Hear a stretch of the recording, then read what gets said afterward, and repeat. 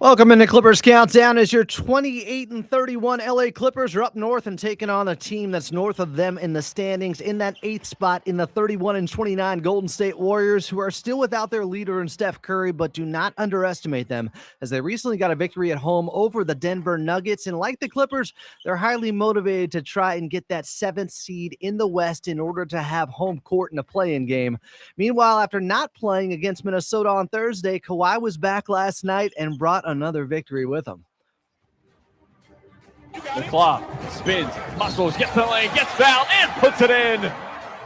Leonard a chance for a three-point play. Backdoor pass from Queen, broken up by Lopez. Clippers with the steal. Kawhi down Main Street with options, hacks it with a right hand. Leonard right down Broadway with a slam, and the Clippers on an 8-0 run. Swings it in the lane. Collins breaks it up. Kawhi comes up with a carom behind the back by Murphy to a right-handed plunging hammer.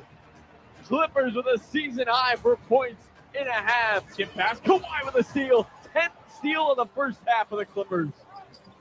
Kawhi, step back, straight away three. Oh, yeah! Leonard! Money! Nathrick, right wing Kawhi. A three is up. A three is in. Kawhi Leonard, 37 straight games of 20 or more. And the Clippers in front.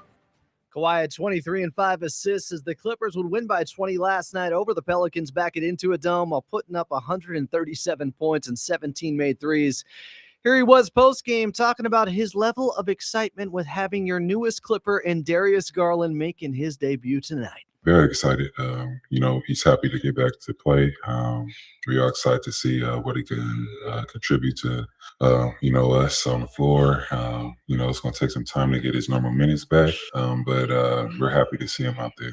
A new era of Clippers basketball is underway as they have their new point guard in a 26-year-old two-time All-Star that's shooting 39% from three for his career with an elite handle, court vision, and float game, with that ability to make everyone around him better with his unselfish play and up-tempo style. DG is toe injury free and ready to go tonight at Chase Center. Clippers and Golden State Warriors tipping off 59 minutes from now. Coming up here in the pregame show, we'll have Law Murray from The Athletic. You're going to hear from assistant Clippers coach Dante Jones. But up next, it's Carlo Jimenez. I'm Adam Osland, and you're listening to the Los Angeles Clippers Audio Network.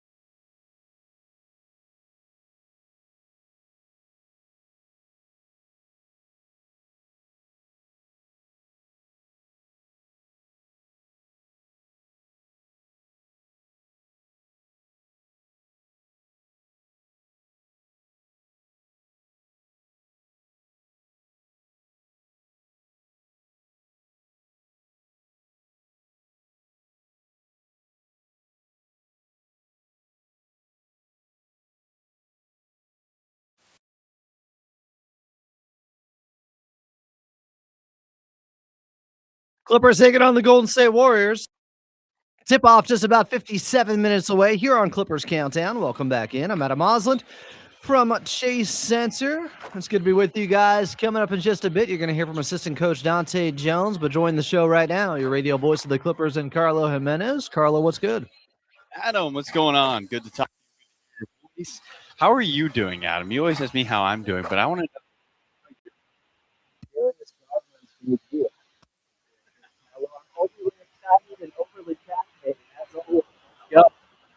Let's go indeed. Darius Garland debut. Super hype for this one. Should be fun to see him kind of run the offense with this Clippers group. And Adam, I thought it was interesting. Ty Lue spoke earlier in his pregame press conference how they're going to bring Darius off the bench.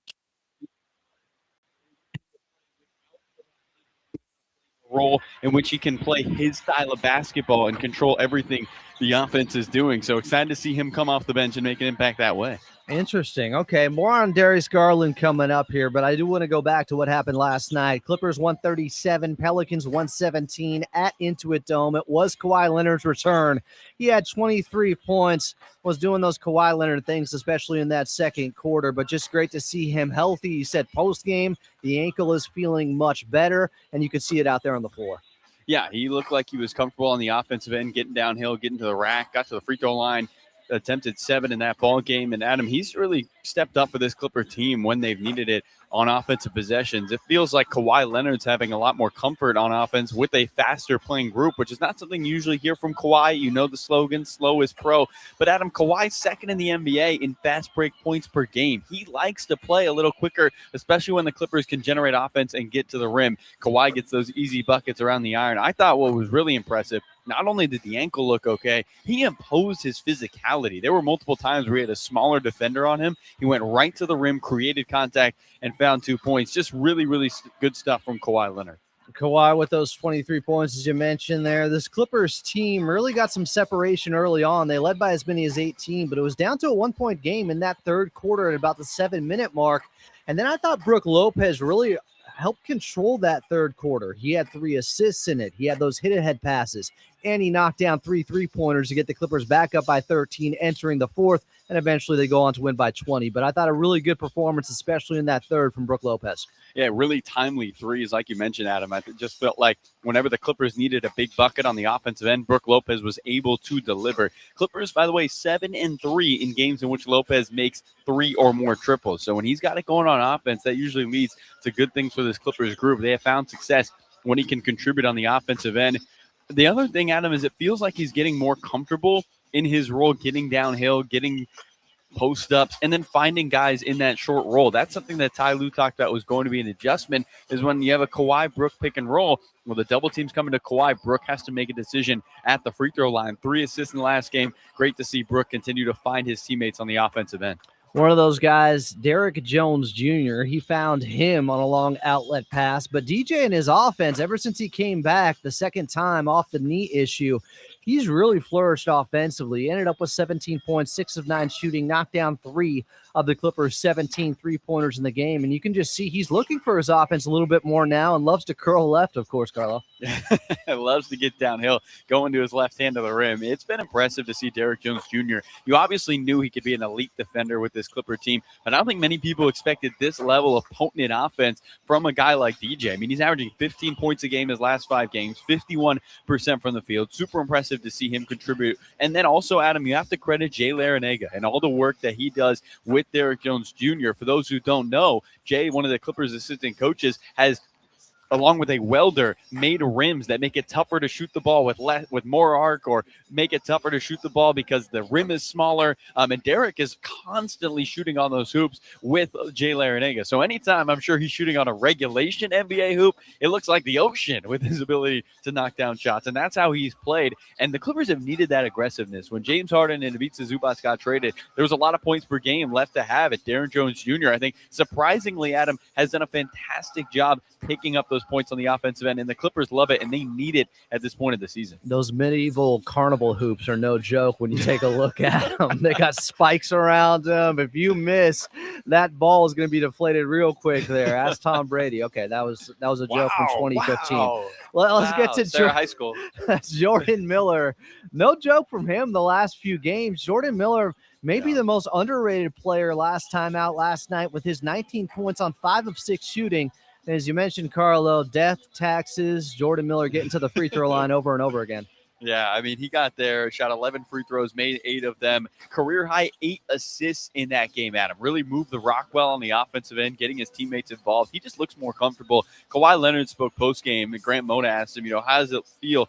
And how have you seen Jordan Miller continue to have a great offensive performance with this group? And he said, honestly, Jordan's just getting trusted with that playing time. And that playing time has allowed him to make mistakes, play through it, find his teammates, and be elite on the offensive end. And that is what he has been for the Clippers, Adam. In an offense, and especially a second unit that sometimes doesn't have a lot of guys who can just go get a bucket, Jordan Miller can go get a bucket. Yeah, Benedict Mathurin is one of those guys, but he has struggled from the field the last couple of games. But I like the adjustment he made in the second half last night where he started to get scrappy out there, helped out Yannick on DQ, who was trying to go to work against him on the left block, and Benedict Mathurin came over and ripped the ball away. Also had a putback layup, just making the little plays out there. If your shot's not falling, you got to find other ways to contribute.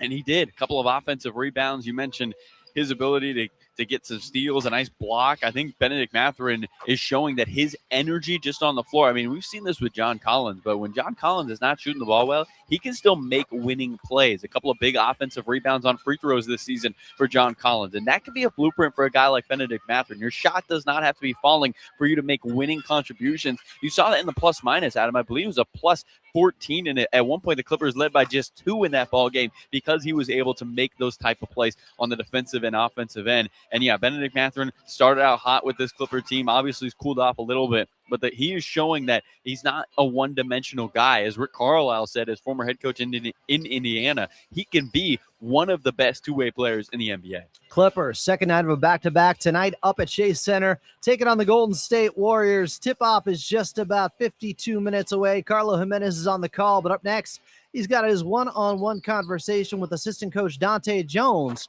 on the night of Darius Garland's debut. This is the Los Angeles Clippers Audio Network.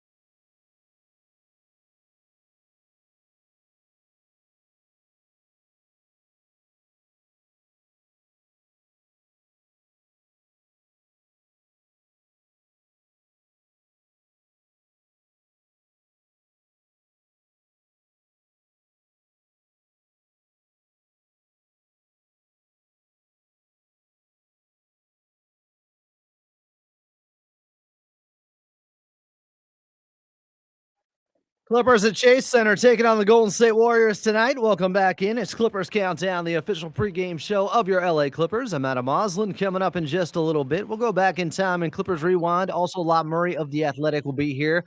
But first, we head back over to your radio voice of the Clippers and Carlo Jimenez. Thanks so much, Adam. Here with assistant coach Dante Jones for the Clippers take on the Golden State Warriors. Coach Jordan Miller, career high in assists, 19 points in that game. How has his passing evolved since he's been a bigger part of the rotation? He's gotten acclimated into our system because he has the ability to create.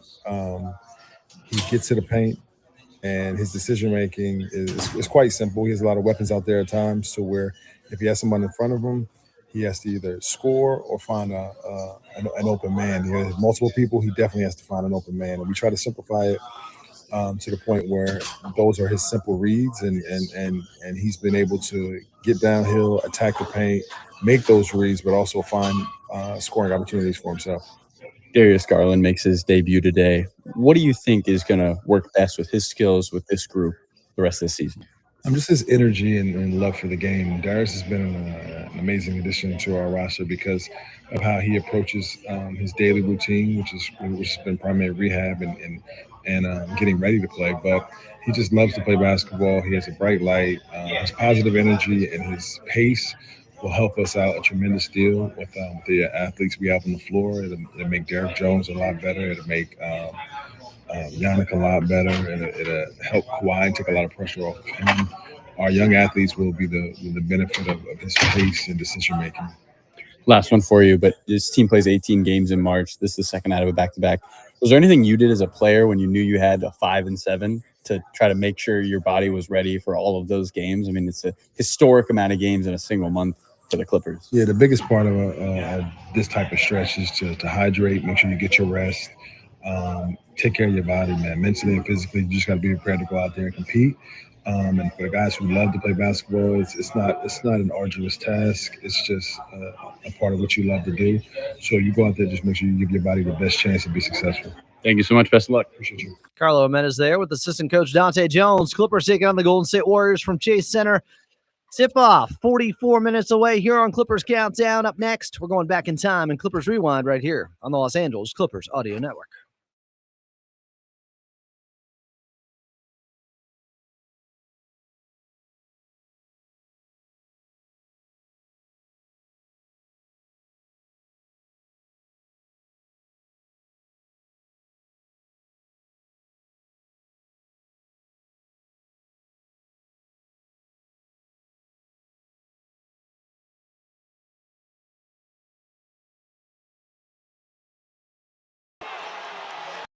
That won't count, but we love it. Decided by 8 total points for the Grizzlies. A lot of late game situations. Ja in the late game situation.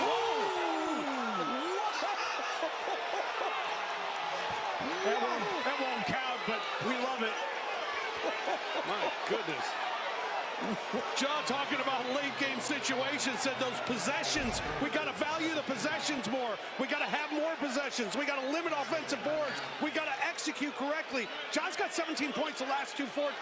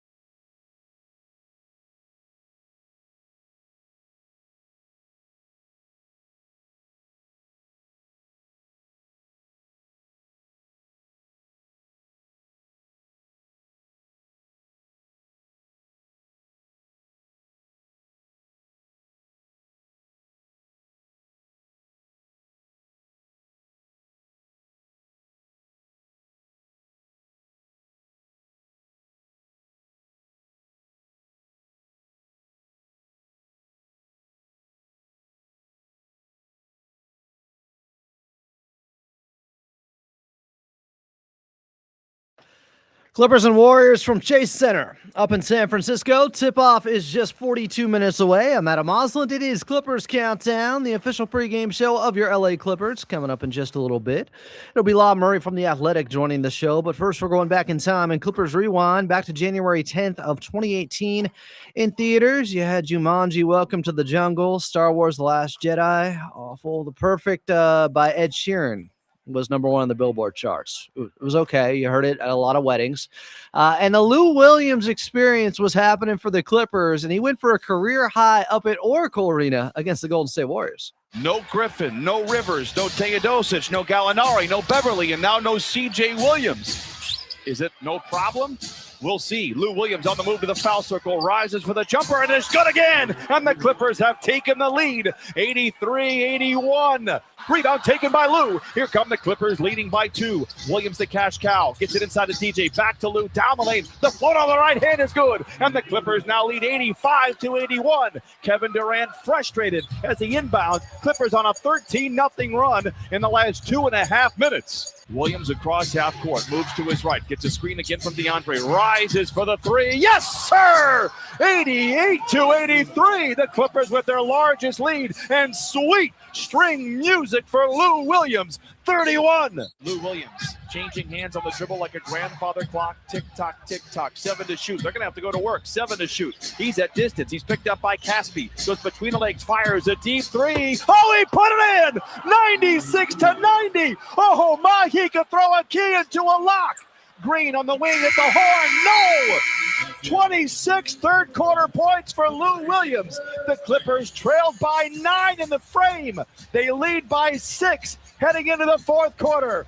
Lou at the foul line. The floater ahead of the horn is in the air. It is good. Oh, my goodness. It is official. He is a supernova, bending space and time. 113-97. 42 for Lou. Lou Williams across half court, moves to his left. He's on the wing, fires a 3. The dagger, it is there. Oh, a career high for Lou Williams. 47, and the Clippers lead by 20. 122-102, and the sound of silence has never been more enjoyable. Lou Williams with 47 points, 36 in the second half. He'll fire the deep 3. It's in the air, and it's gone. 50 for Lou Williams. And that, my friends, is the candles on the cake. Wow, 125-106. I used to work with Brian Seaman. Great call there. Sweet Lou Williams had 50 on 16 of 27 shooting. He went 8 of 16 from 3. The Clippers would win up at Oracle Arena, 125-106 over a KD Warriors team. That was back on January of 2018. Clippers now at Chase Center taking on the Golden State Warriors tonight. Tip-off just about 40 minutes away. Coming up next, your player to watch. I'm Adam Osland, and you're listening to the Los Angeles Clippers Audio Network.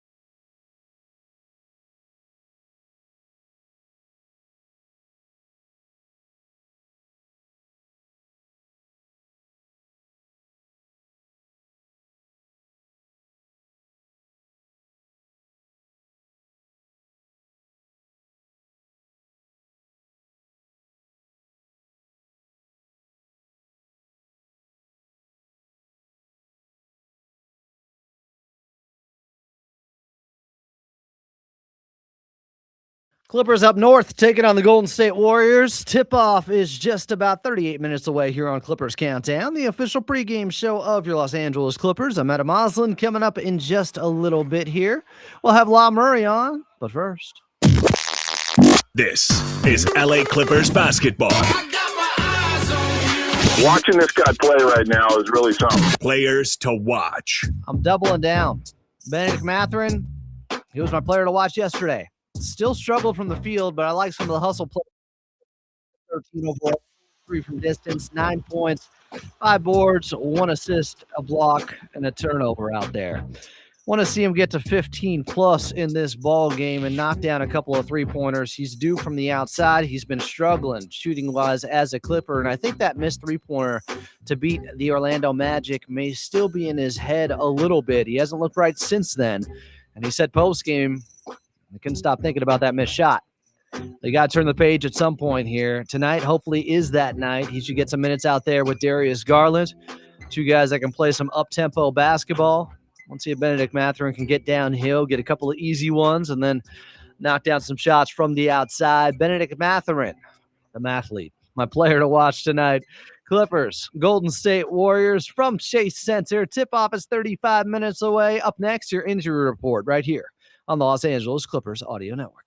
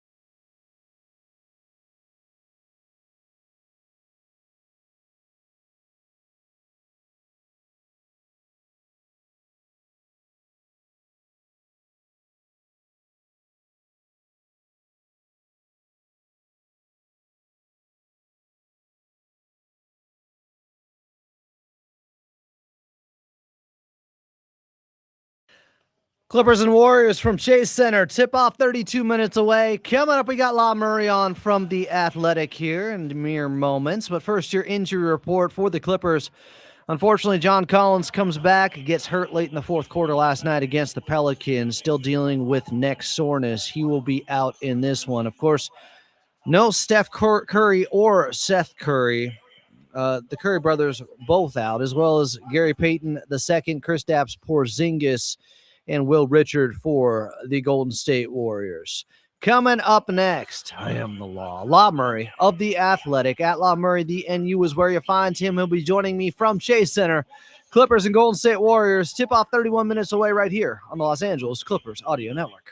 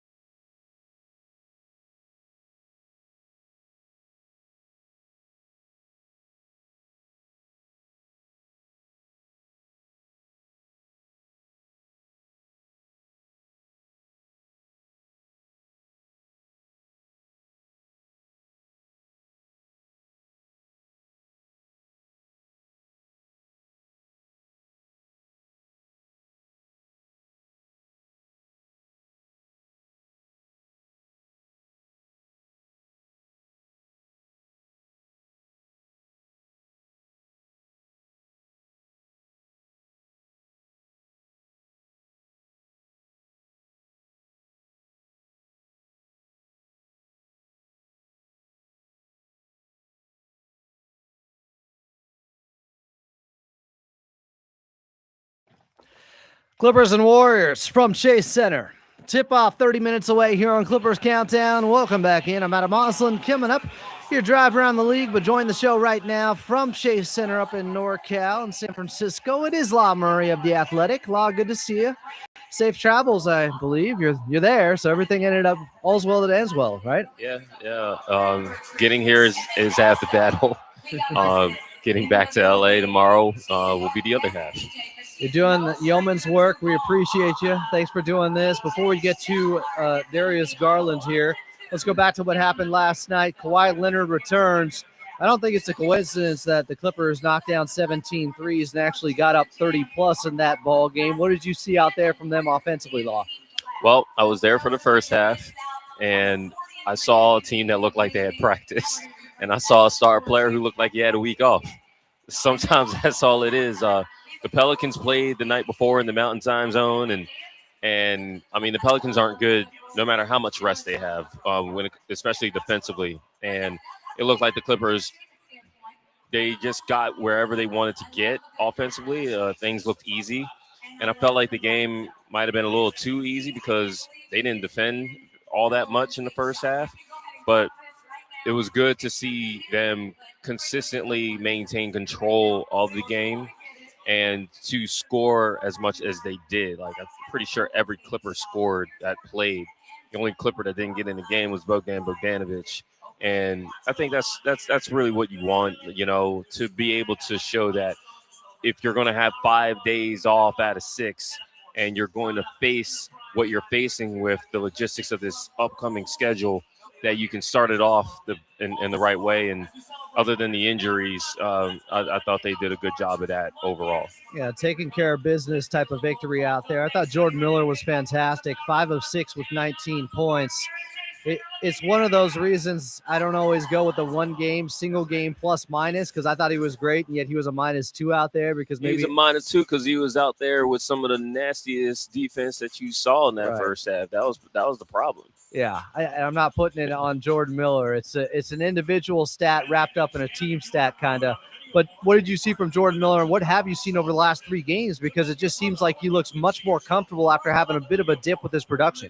Yeah, man, I just saw Jordan actually pregame locker room, and I told him, dude, you got a new move to break out every week.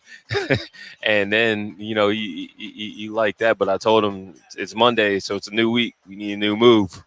So tonight I expect to see another one. I love what he did to get into the paint, get a fade on. Like, he's got a really slick game to him, and the Clippers need that. I actually thought he had a more comfortable game than Benedict Mathurin did. I noticed that. So the good thing with Jordan is he's a guy who has always had the outline of a role player, and what he's developed since becoming a pro is his on-ball utility. And that guy is a straight line slasher who has added some comfort with his handle and getting to certain spots. He's going to get to the line. He lives there.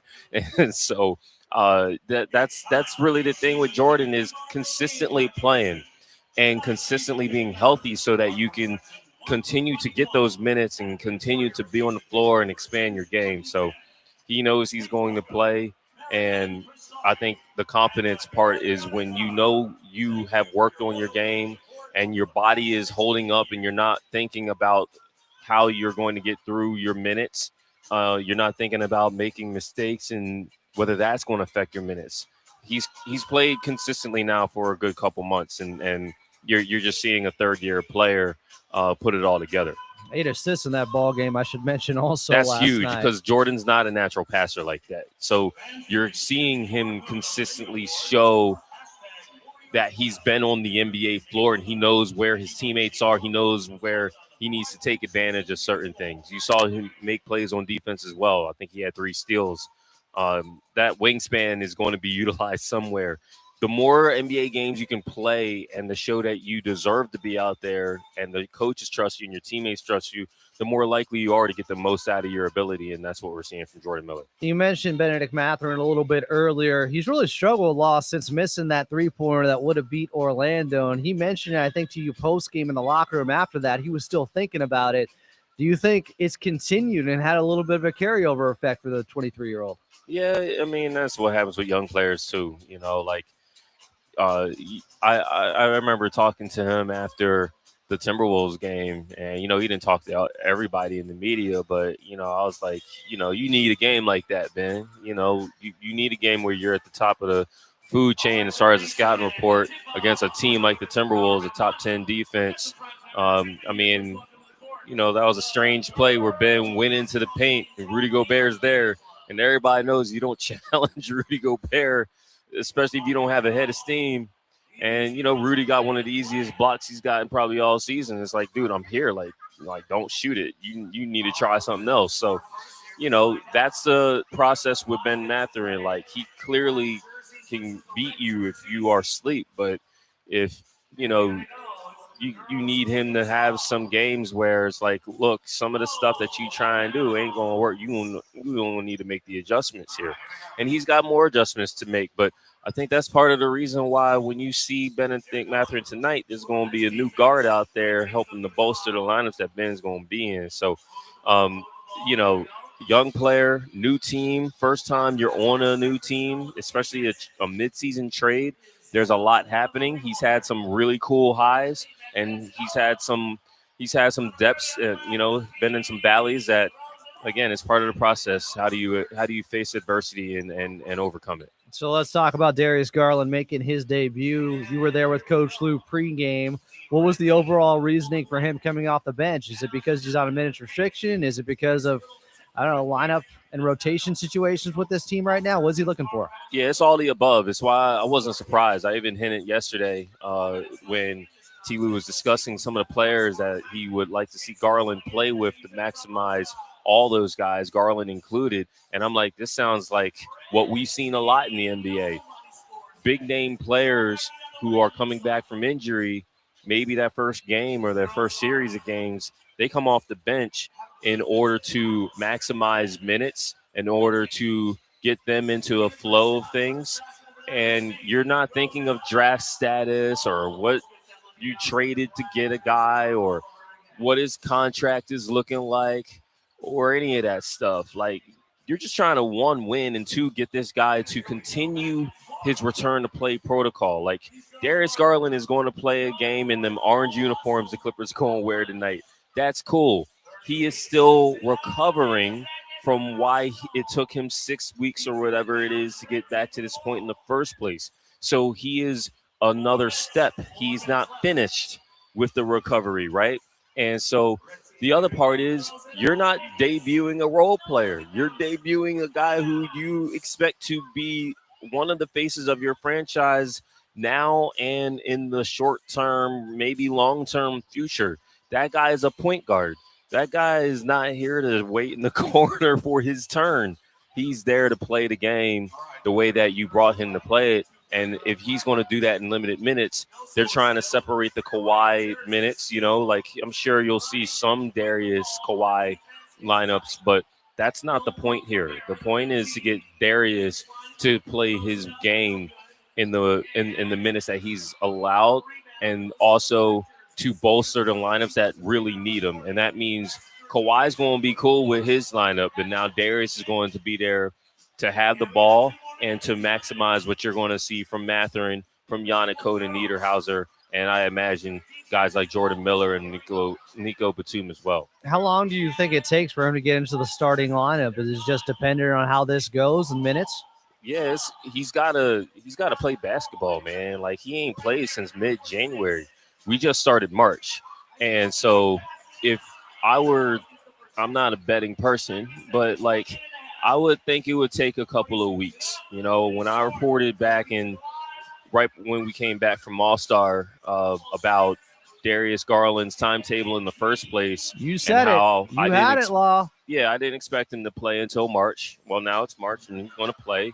And I said that, you know, my source told me it might be a few weeks. Well, it's nice that he's back within a couple weeks. But as far as him getting to be like a 30-minute starter, and he will be that player at some point, but I think you could see him be at this level for a couple weeks. There's some back-to-backs I don't expect him to play on both games of the back-to-backs, right? And there's, you got a game Wednesday. I think that'll be his home debut. But they got to figure out where he's going to play Friday and Saturday. I think it's Friday and Saturday. Yeah, Friday, Saturday is on the road. And I would bet he plays Friday at San Antonio, national TV game, and doesn't play Saturday at Memphis. So, next week, I don't think you're dealing with that. But then the following week, I think, is another 5 and 7 that ends. I believe that ends in New Orleans. So, this is going to be a long process, but you are excited because you get to start that process now. You get to continue that process now. And hopefully by the end of the month, when you're playing some really important games like that Trailblazers game, a chance to clinch the season series, you're hopefully getting a full-strength Darius Garland with a bunch of guys who are in condition and rhythm. Law, you also broke the news he'd be available tonight before anybody else, so congrats on that and eat your heart out, Chris Haynes. But let's talk more about the game of Darius Garland and what he brings to this team. For those who don't know, kind of lay out who he is as a player and what skill set that he can bring that really can affect and impact this Clippers team. Yeah, I mean, Tyronn Lue has brought up Kyrie Irving, and Darius has brought up Kyrie Irving. And we're here in Golden State, not the same arena, but, obviously this is a very important place on the United States map as far as Tyronn Lue's coaching chops are concerned. Like, he spent a lot of time up in the Bay doing big things. And so I think the biggest thing people need to understand about Darius Garland is that he's a bucket. Like, he is a natural shooter and a natural scorer in terms of understanding where to get his shots from. Like, he's a highly intelligent player in terms of that. The thing that he's had to develop as a pro has been the mastery of making the plays out of the pick and roll and making plays for his teammates. And guess what? He's done that. He's a 2-time All-Star at the age that he is now. And so you get to combine that with being under Tyronn Lue. And the thing with Darius is when he started his career, man, when he got drafted in 2019, like, the guy that was working him out to get ready for the draft was Tyronn Lue. And then he goes to the NBA, and I'm pretty sure John Beilein was his first coach, and it was a roller coaster, because they changed coaches a couple times before they landed on I think John Beilein started that year, and then JB took over. And then eventually, you saw how great the Cavaliers offense was last year with Kenny Atkinson, who was an assistant under Tyronn Lue 5 years ago. Also assistant here in Golden State before getting the Cleveland job. So Darius is here to play in a much different way than you saw from James Harden. That dude is going to go. That dude has some pull-up ability. He has deep range on his three. He's got a floater. He's not going to get to the line at a high rate.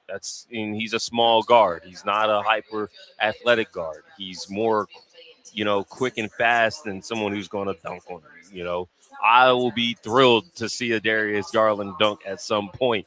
Y'all, people who know me, dunks are part of my analysis as far as how good players feel and how they're attacking the basket and how they're creating opportunities to get those dunks, whether it's in the half court and guys waiting, or you're able to just beat everyone down in transition. You see it from Kawhi Leonard. Y'all don't act like y'all don't feel nothing when Kawhi Leonard gets a dunk, and especially in the half court at this stage of his career. So with Darius, it's a matter of he can get his own shot. He can catch and shoot. He can get to the mid-range. He can get to the floater. And he can, most importantly, he's comfortable with getting guys the basketball. It's not going to look the same as it did with James Harden. It's a much smaller player. But Tyronn Lue, this is the most excited he's been for a small guard in a long time. And that's saying a lot considering the guards who have come through here in Tyronn Lue's tenure. Last question then, Law. Who do you think benefits most on this roster with a player like Darius Garland? I mean, you would hope that it's Kawhi Leonard. Kawhi needs that. But I think the wild card is Giannis Niederhauser.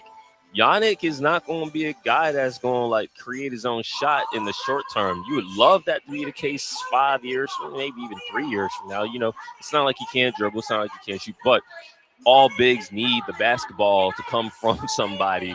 And Darius has to create advantages. There's been a lot of games where the centers of the Clippers, when James isn't here, they don't get a good volume, a respectable volume of attempts. Well, now it's as simple as run, screen, cut, be ready with your hands, and you're going to get baskets just from doing those things. That's the thing that you need. You also, I'd love to identify a shooter on the Clippers, right? Like, there aren't a whole lot of them. We're going to find some guys who can shoot the basketball based on Darius Garland being able to play and get those guys good shots. So it's going to be very exciting to see that. The Clippers, even with James, they had to play a certain type of way where James had to create things and had to take the time to create those things.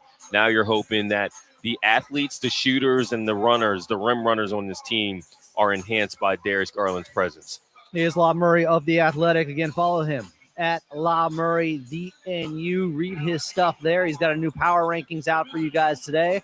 And La, congrats again on not just being first, but being right with Darius Garland making his debut tonight at Chase Center for the Los Angeles Clippers, my friend. Yeah, thank you. We always try and be right more than first, but, you know. When they go together, that's not bad. Coming up next here on Clippers Countdown as we get set for the Clippers and Golden State Warriors. We'll get your drive around the league. I'm Adam Osland, and you're listening to the Los Angeles Clippers Audio Network.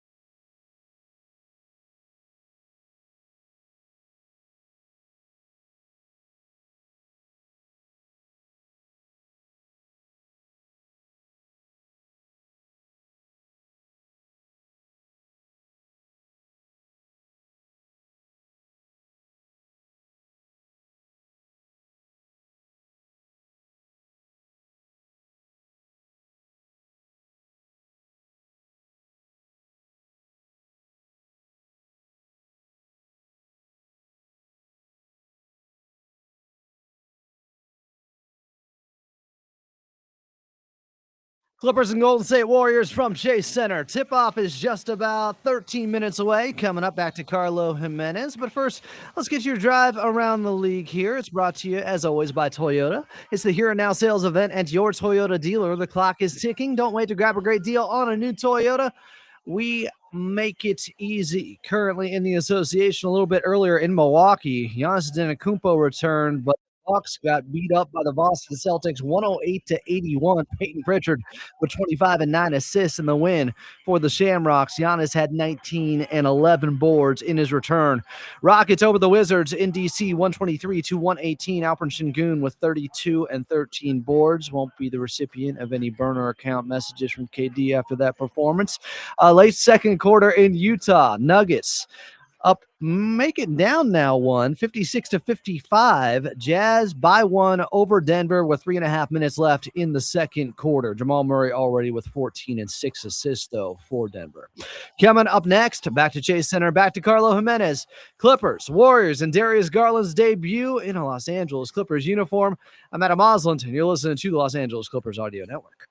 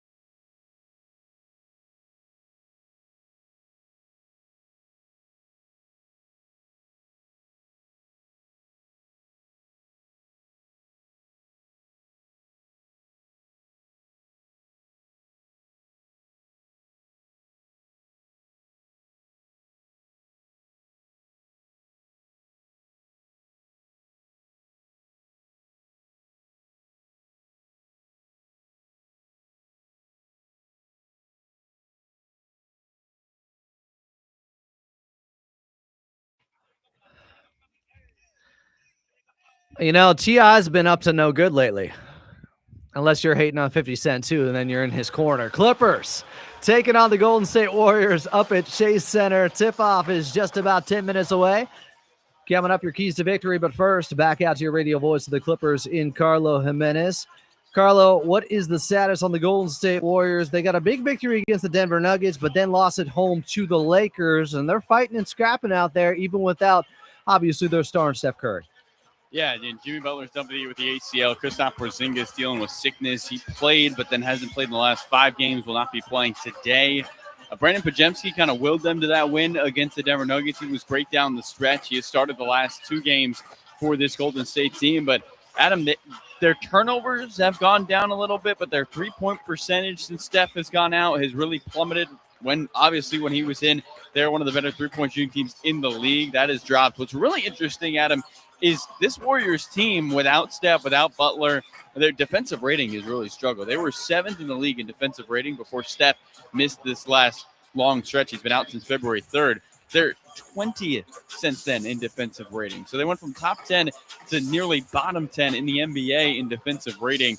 They're looking to come away with a win. Obviously, a big game for them. They're starting what is a 3-4 as they will head out to Houston next time out. But I think for this Golden State team, Adam, they're just trying to find somebody who can contribute consistently on the offensive end. They do not have a player available today that plays 30 or more minutes. It is by committee with this Golden State team. And the question is who's going to get hot and who's going to keep them in ball games. And going back to the Clippers, we mentioned it early on, but Darius Garland coming off the bench. Kobe Sanders getting the start once again. He has been so versatile coming off the bench, getting starts here and there.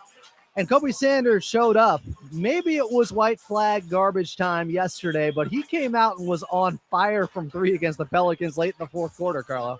he was excellent in that game, Adam. I thought he hit 4 big shots for the Clippers from the outside, was able to get going on the offensive end. And so to see him starting, that will be huge for this Clipper group, trying to get some momentum out of Kobe Sanders, who has played well in his starts. I mean, he's averaging almost 12 points a game in his starts this season for the Clippers. This will be the 12th of the season. So excited to see how Kobe Sanders fares for this Clipper group. And I think, Adam, he can have that big offensive outburst when he plays next to Kawhi Leonard in that starting unit. It's often success for the Clippers. He feels very comfortable. He's able to play through his mistakes. He's able to get to his spots on offense. And so I think that's a great sign for the Clippers that they're starting Kobe. And also interesting from Ty Lue, right? Prioritizing Darius Garland, feeling the most comfortable possible coming off the bench with this group. It's the first time he's coming off the bench, Adam, since the end of the 2021 season. So it's been a long time since Darius Garland has come off the bench, but it's going to happen here today. Because I'm a nice guy, I'm leaving him open, and you can take him as your player to watch. As I tripled down or doubled down on Benedict Mathurin, I'm going back to back.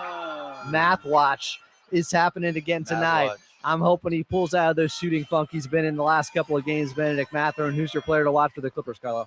I like that, Adam. Math watch is good. I mean, if you're going to do it, I'm taking Darius Garland, obviously. I mean, you're going to, I'm not a fool. I'm not a fool. When somebody hands me a gift, I'm going to say yes, and this is a gift. So I'll take Darius Garland. Obviously, minutes restriction. We'll see how much he's able to do. Ty Lue talking yesterday after the game saying, we don't want to have him to feel like there's super high expectations. Just play his game. Ty said he's not going to set the world on fire, but that'd be nice. If he did, I'm going to say he sets the world on fire today. Excited to watch Darius Garland go to work in the Clippers uniform. Should be fun. It's going to be a fast Clippers group. They're going to get up and down the floor. They're going to run. I can't wait to see what this iteration of the Clippers looks like. Some men just want to watch the world burn. That's what Carlo Jimenez just said. A line from the Dark Knight. Darius Garland in his debut for the Clippers. Tip-off is just moments away. Carlo Jimenez on the call. Coming up next, we'll get your keys to victory right here on the Los Angeles Clippers Audio Network.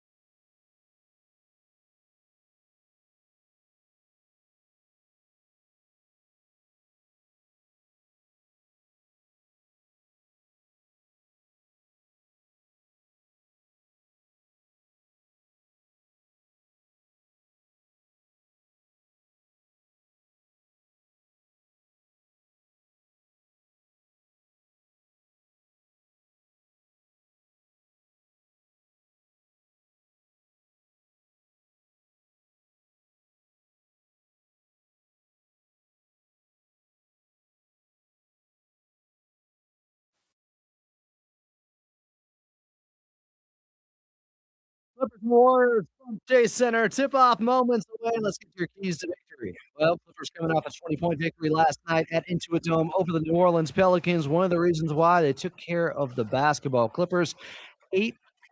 Just 8 turnovers in that ball game to 29 assists. And they shot an efficient 54% from the field. But once again, now in enemy territory. You got to take care of the basketball against this Golden State Warriors team with a lot of youth and athleticism out there and some guys playing for minutes and trying to show off for their head coach in Steve Kerr. Guys with green lights tonight. That can be a dangerous situation, especially on the second night of a back-to-back. Clippers got to take care of the basketball. All right, here we go. From Chase Center, it's Carlo Jimenez on the call next. Clippers, Warriors, tipping off. I'm Adam Osland, and you're listening to the Los Angeles Clippers Audio Network.